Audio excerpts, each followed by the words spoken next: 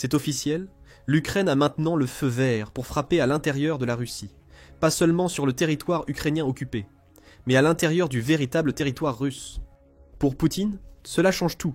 Le 26 mai, le nouveau chancelier allemand a déclaré devant les caméras qu'il n'y avait plus aucune restriction de portée. Les États-Unis, le Royaume-Uni, la France et l'Allemagne ont fini de se retenir. Les bases aériennes, les dépôts d'armes et les centres de commandement de la Russie, autrefois intouchables, sont maintenant des cibles légitimes. Le Kremlin est en panique face aux armes que l'Ukraine peut maintenant déchaîner sur le sol russe, ce qui risque d'escalader le conflit. Ou finalement le faire basculer? Décortiquons cela. Cela signifie que l'Ukraine peut désormais se défendre en attaquant des positions militaires en Russie, avec peu d'exceptions. Elle ne pouvait pas le faire avant, mais maintenant, elle peut. Cela peut surprendre ceux qui s'en souviennent. Le Royaume-Uni et les États-Unis ont autorisé l'Ukraine à utiliser leurs missiles à longue portée pour frapper des cibles russes en novembre de l'année dernière. Le premier, ça a permis à l'Ukraine d'utiliser Storm Shadow. Le second a autorisé l'utilisation des missiles Atacams contre la Russie. La différence clé réside dans les types spécifiques de cibles que l'Ukraine était autorisée à frapper en novembre. Oui, elle pouvait frapper des positions russes avec ses missiles occidentaux. Toutefois, ces positions russes se trouvaient soit en territoire ukrainien occupé, soit, au mieux, dans les zones frontalières où Poutine planifiait des attaques contre l'Ukraine. Cela signifiait que l'Ukraine ne pouvait pas utiliser un Storm Shadow pour attaquer une base militaire russe qui ne représentait pas une menace immédiate pour le pays. Mais est-ce possible? Poutine est terrifié, comme le montre la réaction du Kremlin face à la nouvelle, plutôt que d'essayer de l'ignorer. La Russie a déclaré que la décision prise par les alliés occidentaux de l'Ukraine est à la fois dangereuse et préjudiciable à tous les efforts que ces alliés tentent de faire pour aider l'Ukraine et la Russie à parvenir à un accord de paix. Dmitri Peskov, porte-parole de Poutine, a présenté la réponse russe. Selon Peskov, ces décisions, si elles ont été prises, sont en contradiction totale avec nos aspirations à un règlement politique. C'est un avertissement voilé et ambigu du Kremlin. La Russie menace de quitter les pourparlers de paix, utilisant la nouvelle capacité de l'Ukraine à employer des missiles longue portée occidentaux comme moyen de pression. Peskov sous-entend que la Russie pourrait être forcée d'intensifier la guerre en Ukraine, aggravant la situation. La décision de l'Occident était prévisible. Nous en discuterons plus en détail plus tard dans la vidéo. Cette attaque suit la plus grande vague de frappes de drones russes jamais lancée contre l'Ukraine. Le Guardian a également rapporté le 26 mai que la Russie avait mené 3 nuits consécutives de frappes de drones contre l'Ukraine, tuant au moins 6 personnes. Dans le processus, la nuit du 26e a offert le pire de tout cela. Avec la Russie qui a envoyé un nombre record de 355 de ses drones Shahid fournis par l'Iran en Ukraine, ainsi que 9 de ses missiles de croisière. Yuri Ignat, porte-parole de l'armée de l'air ukrainienne, a confirmé que l'attaque était la plus grande frappe de drones lancée par la Russie contre l'Ukraine depuis le début de l'invasion à grande échelle de Poutine en février. En 2022, le président américain Donald Trump a immédiatement condamné la décision de Poutine d'escalader le conflit avec la Russie. Il lui est arrivé quelque chose, il est devenu absolument fou, a déclaré Trump sur sa plateforme sociale Truth. J'ai toujours dit qu'il voulait toute l'Ukraine, pas seulement un morceau. Cela pourrait s'avérer vrai, mais si c'est le cas, cela mènera à la chute de la Russie. Bien que ce poste puisse encourager le président ukrainien Volodymyr Zelensky, avec l'Ukraine recevant plus de soutien américain, Trump n'a pas exclu Zelensky de sa réponse. Il a déclaré que le dirigeant ukrainien dessert son pays par sa façon de s'exprimer. Les propos de Trump sont problématiques et devraient cesser. Le Kremlin s'est subtilement moqué de lui pour ses déclarations. Il a déclaré que les propos de Trump résultaient d'une surcharge émotionnelle, insinuant que Poutine tente constamment de le manipuler pour servir ses intérêts.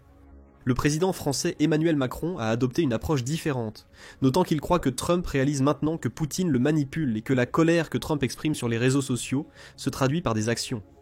Il semblerait que les États-Unis et 3 autres pays aient levé les restrictions sur l'utilisation par l'Ukraine des missiles à longue portée fournis par l'Occident. Est-ce une escalade? Peut-être. Mais la Russie a montré lundi qu'elle intensifie déjà ses frappes aériennes. La décision des 4 nations est autant une réponse à l'agression de Poutine qu'autre chose. Après tout, Poutine est un hypocrite. D'un côté de sa bouche, il prétend que l'Ukraine, en attaquant la Russie sur son propre territoire, ralentira les pourparlers de paix, tandis que de l'autre côté, il reste silencieux sur les attaques constantes de la Russie contre l'Ukraine. Concernant l'Allemagne et les propos de Merz, le chancelier allemand a justifié la décision de son pays. Il dit que l'Ukraine ne peut être mise en position de se défendre correctement que si les alliés du pays cessent enfin de la retenir. Nous l'appelons dans le jargon le tir à longue portée, c'est-à-dire équiper l'Ukraine d'armes capables de frapper des cibles militaires au-delà de ses frontières, a affirmé Mirt. Le chancelier allemand a aussi noté que l'Ukraine emploiera ses missiles différemment de la Russie. Il dit que la différence décisive entre le leadership militaire de l'agresseur Russie et l'Ukraine, alors que cette dernière a des objectifs militaires en vue, la Russie vise les civils. C'est là la véritable raison pour laquelle l'Occident lève enfin ses restrictions sur l'Ukraine. Trop de civils ukrainiens sont tués par un leader russe qui prétend vouloir la paix. Avec ces missiles, l'Ukraine peut enfin commencer à attaquer les installations que la Russie utilise pour construire et stocker ses armes que Poutine utilise pour tuer le peuple du pays. Quant aux propos de Poutine sur le fait que cette escalade ralentit les roues de la paix, Merz a simplement eu ceci à dire. Après 3 semaines, nul ne peut nous accuser de ne pas avoir épuisé tous les moyens diplomatiques à notre disposition. Si une offre de rencontre au Vatican ne reçoit pas l'approbation de Poutine, nous devons nous préparer à ce que cette guerre dure plus longtemps que nous le souhaitons ou l'imaginons, a déclaré Merz. En somme, l'Occident est désormais convaincu que Poutine ne faisait que retarder les négociations de paix pour poursuivre ses attaques contre l'Ukraine. Le leader russe est sur le point de réaliser les conséquences de ses actes. L'Ukraine ne compte pas capituler. Au lieu de cela, elle est maintenant en position de frapper la Russie, là où ça fait vraiment mal. La question est simple. Quelles armes l'Ukraine a-t-elle de l'Occident qu'elle peut utiliser pour frapper des cibles russes à l'intérieur de la Russie elle-même? La réponse, du moins de l'Allemagne, n'est toujours pas claire. Malgré toutes ces exclamations, Merz n'a toujours pas voulu dire si l'Allemagne fournirait ou non ses puissants missiles Taurus à l'Ukraine. Peu de choses ont changé pour l'Allemagne à ce sujet. Son ex-chancelier Olaf Scholz a catégoriquement refusé de fournir des touristes à l'Ukraine, estimant que cela aggraverait le conflit. Merz a promis de livrer ses missiles s'il était élu. Cependant, depuis qu'il est devenu chancelier d'Allemagne, Merz a été plus prudent dans ses propos. Selon lui, il a ses raisons. Merz note que Poutine parle couramment allemand, donc tout message que Merz livre publiquement doit être soigneusement considéré. Ainsi, il ne révéla pas trop aux dirigeants russes. Autrement dit, Merz ne souhaite pas que Poutine et ses alliés puissent découvrir les capacités de l'Ukraine en visionnant une simple interview télévisée. Ces déclarations suggèrent, sans le dire explicitement, que l'Allemagne s'apprête vraisemblablement à fournir des missiles Taurus à l'Ukraine. Alors si Taurus arrive en Ukraine, que livre ce missile maintenant que l'Ukraine n'a aucune restriction d'utilisation? Un missile de croisière modulaire lancé par avion Taurus a été conçu dans les années 1990 et est entré en service en 2005. Depuis lors, il y a eu plusieurs variations du missile, y compris le Taurus KEPD 350, qui est l'original, un Taurus KEPD, un 150 à plus courte portée. Des versions configurées pour être utilisées par d'autres militaires existent également. Il est probable que l'Ukraine recevra de l'Allemagne le Taurus KEPD 350, et ce missile est terrifiant pour Poutine. Le missile de croisière de l'Allemagne a un design élégant et aérodynamique, qui vise à le rendre difficile à repérer par les radars ennemis, tout en améliorant l'efficacité aérodynamique de l'arme. Il mesure 5 mètres de long, et pèse un peu plus de 1450 kg, ce qui suggère une charge utile substantielle. C'est capable de dévaster les structures protégées que la Russie utilise pour garder ses stocks de missiles. Taurus est équipé de la tête militaire pénétrante Mephisto de l'Allemagne, une tête militaire en tandem à 2 étages conçue pour pénétrer les structures protégées. L'idée est simple, la première étape de Mephisto, également connue sous le nom de précharge, crée une brèche dans les défenses d'une cible, y compris l'armure et le béton solide. Cette brèche offre un écart suffisamment grand pour que la deuxième étape, qui comprend une charge explosive à haute énergie, pénètre dans la cible elle-même. Une fois là-bas, la deuxième étape explose de l'intérieur de la cible, garantissant un maximum de dégâts. En pratique, Taurus est similaire au missile Javelin, que l'Ukraine a utilisé efficacement pour détruire les chars russes. Mephisto est cependant bien plus spécial. Selon Army Recognition, la tête militaire dispose de technologies pour détecter les vides et compter les couches. Cela signifie que Mephisto peut déterminer le moment optimal pour une détonation. Par exemple, supposons que l'Ukraine utilise un Taurus pour frapper un dépôt d'armes à 3 étages. Les armes sont au rez-de-chaussée, les 2 étages du dessus étant une zone administrative. Grâce à sa technologie de comptage de couches, Mephisto sait comment percer les 2 étages supérieurs, pour atteindre les armes au rez-de-chaussée avant l'explosion. Cela signifie que Poutine ne peut pas cacher les cibles les plus recherchées de l'Ukraine. Il peut les enterrer, il peut les cacher dans des immeubles à plusieurs étages. Tout cela n'aura pas d'importance, car Mephisto est assez intelligent pour contourner les barrières créées par la Russie et atteindre sa cible. Évidemment, cette force de destruction pure n'aurait pas grand sens. Si le missile Taurus n'était pas capable de frapper des cibles ni à longue distance et à grande vitesse, Taurus a résolu ces 2 problèmes. Le missile peut se déplacer à une vitesse proche de Mach 0,9, presque celle du son. Même si la vitesse ne surpasse pas entièrement les défenses aériennes russes, La combinaison des frappes Taurus avec des drones leurres pour les confondre devrait suffire pour l'Ukraine. La portée du Taurus peut atteindre 310 miles avant l'impact sur sa cible. Cela signifie qu'il a l'une des plus longues portées parmi les missiles occidentaux fournis à l'Ukraine, ouvrant ainsi plus d'opportunités d'attaque. La Russie ne peut pas utiliser la technologie de brouillage pour dévier la trajectoire du Taurus. Le missile allemand combine Global Positioning System et navigation inertielle, système de navigation inertielle, pour s'orienter durant sa trajectoire de mi-parcours. Le Taurus utilise un système de navigation référencé par le terrain pour tracer un parcours vers sa cible en évitant les défenses aériennes. De plus, lors de la phase de guidage terminal du missile, un chercheur infrarouge s'active pour identifier et engager sa cible, en contrant les tentatives russes de brouillage Global Positioning System du missile. En somme, Taurus est un missile puissant qui fait justement peur à Poutine. Même si l'Allemagne ne fournit pas encore ce missile, les installations militaires russes restent vulnérables. La levée des restrictions par les États-Unis, le Royaume-Uni et la France oblige maintenant la Russie à faire face également. ATACMS, un missile balistique tactique à courte portée américain, est également connu sous le nom de Storm Shadow ATACMS. Néanmoins, cela lui confère une portée solide dans le cadre de l'utilisation souhaitée par l'Ukraine. Mesurant 13 pieds de long, il est plus grand que le Taurus et peut peser jusqu'à 3700 livres, selon la variante. Il est aussi rapide, pouvant atteindre Mach 3, lui permettant d'éviter de nombreux systèmes de défense aérienne russes. Guidé par Global Positioning System et système de navigation inertielle, le missile a une portée maximale de 186 miles, moins loin que le Taurus allemand. Mais il délivre un coup encore plus explosif contre sa cible. Storm Shadow, ou Scalp, son nom français, est tout aussi dangereux. La version d'exportation du missile a une portée maximale de 155 miles, bien qu'il soit possible que l'Ukraine ait reçu les versions domestiques du missile capables d'atteindre 2 fois cette distance. Le missile est équipé d'une ogive Broach de 450 kg, qui signifie Bomb Royal Ordnance Augmented Charge. Cette ogive utilise une approche en 2 étapes, comme Mephisto, pénétrer la couche externe de la cible, puis envoyer une destruction explosive à l'intérieur.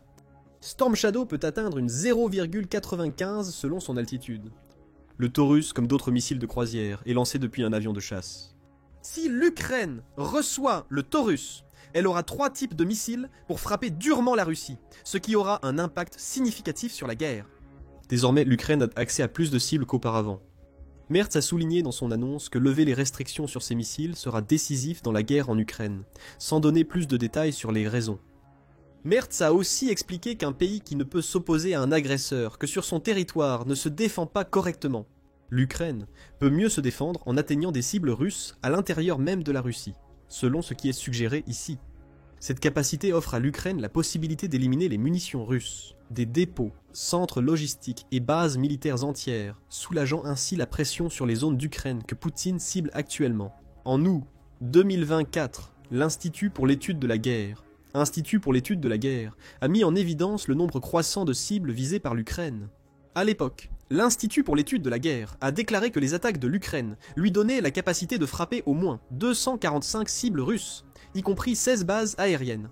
La Russie utilise ces bases aériennes pour bombarder massivement les villes et infrastructures ukrainiennes, avec des bombes planantes dévastatrices.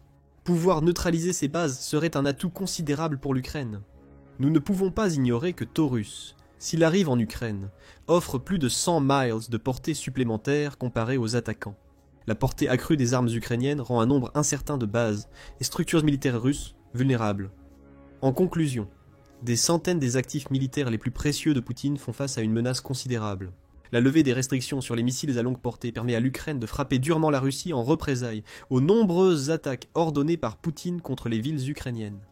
Merz a lui-même souligné la différence entre les stratégies ukrainiennes et russes. Le chancelier allemand a déclaré que la Russie attaque sans pitié des cibles civiles, bombardant des villes, des jardins d'enfants, des hôpitaux et des maisons de soins. L'Ukraine n'agit pas ainsi et nous tenons à ce que cela reste le cas. Merz a raison. La frappe de drones massive à Kiev mentionnée précédemment n'est qu'un aperçu de la stratégie brutale de Poutine visant les civils. Les tentatives de la Russie de créer la terreur à l'intérieur de l'Ukraine ont jusqu'à présent conduit à ces missiles, drones et bombes planantes, tuant au moins 13 134 civils, entre le 24 février 2022 et le 30 avril 2025. Parmi ces plus de 13 000 morts, 701 sont des enfants. Les terribles attaques de la Russie ont également blessé 31 867 personnes, dont 2032 enfants. Le deuxième objectif est de permettre à l'Ukraine d'attaquer des cibles russes en Russie avec des missiles occidentaux à longue portée. Néanmoins, ces attaques contre les bases et les stocks de munitions russes soulageront la pression sur les forces ukrainiennes en première ligne. Cependant, elles réduiront aussi la capacité de Poutine à cibler des non-combattants. Les missiles ne sont pas une solution miracle à l'approche de Poutine de cibler les civils. Cependant, ils sont assez puissants pour compliquer considérablement la tâche du leader russe de terroriser les civils ukrainiens aussi fréquemment. L'Ukraine et l'Occident doivent se concentrer sur une seule chose, l'escalade potentielle de la Russie. Selon Peskov, la décision conjointe de l'Allemagne, des États-Unis, du Royaume-Uni et de la France porte un coup dur aux pourparlers de paix. En réalité, personne ne prendra cette menace au sérieux. Poutine a tout fait pour éviter de créer un cessez-le-feu ou un traité de paix. Cela n'appelle pas à l'éradication totale de l'Ukraine en tant qu'entité souveraine. Malgré les efforts des États-Unis et de l'Ukraine, la paix ne semble pas plus probable maintenant qu'avant la présidence de Trump. Plus inquiétant pour l'Occident, la levée des restrictions pourrait amener la Russie à accuser les 4 pays d'une participation directe à la guerre en Ukraine. Moscou a laissé entendre cette possibilité en avertissant que l'Allemagne, en autorisant l'Ukraine à utiliser le Taurus pour frapper l'infrastructure de transport russe, pourrait être considérée comme participant directement au conflit. Compte tenu de ces déclarations, nous devons prendre en compte quelque chose d'important, la doctrine nucléaire de la Russie. Quand les États-Unis ont permis à l'Ukraine d'utiliser des ATACMS contre des cibles russes en territoire ukrainien occupé, Poutine a réagi en promulguant une nouvelle doctrine nucléaire russe. Parmi les ajustements effectués par la Russie, on note l'inclusion d'un langage suggérant que la Russie pourrait désormais répondre avec des armes nucléaires au lancement de missiles balistiques attaquant le territoire de la Fédération de Russie et ou ses alliés. ATACMS est un missile balistique. La Russie affirme pouvoir cibler un pays utilisant des armes conventionnelles menaçant sa souveraineté, incluant Storm Shadow et Taurus. Le plus inquiétant est que la nouvelle doctrine nucléaire russe autorise l'utilisation d'armes nucléaires, et ce, à la fois contre le pays qui l'attaque, et tout pays fournissant à ses adversaires les moyens de frapper le territoire russe. La doctrine russe stipule qu'elle peut escalader vers une guerre nucléaire contre l'Ukraine et ses alliés si des missiles comme Taurus et ATACMS sont utilisés sur le territoire russe. Maintenant, dire que cela pourrait arriver et réellement le faire sont deux choses très différentes. Poutine sait que les États-Unis, le Royaume-Uni et la France ont tous des arsenaux nucléaires, avec lesquels ils répondraient à toute frappe nucléaire russe. Cependant, la menace d'escalade est plus préoccupante. La nouvelle doctrine nucléaire de Poutine vise à intimider les alliés de l'Ukraine pour les empêcher de permettre à son ennemi d'utiliser leurs missiles sur son territoire. Cette menace a fonctionné quelques mois, mais l'Allemagne, les États-Unis, le Royaume-Uni et la France ont maintenant pris une décision. Autoriser l'Ukraine à attaquer la Russie avec des missiles à longue portée présente plus d'avantages que de risques. Cette décision pourrait changer le cours de la guerre. Que pensez-vous de la levée des restrictions sur l'utilisation par l'Ukraine de missiles longue portée ? Taurus sera-t-il finalement livré à l'Ukraine ? Comment l'Ukraine utilisera-t-elle ces missiles fabriqués en Occident pour nuire à la Russie ? Partagez vos réflexions dans les commentaires et abonnez-vous à The Military Show pour plus de vidéos sur les derniers développements de la guerre en Ukraine.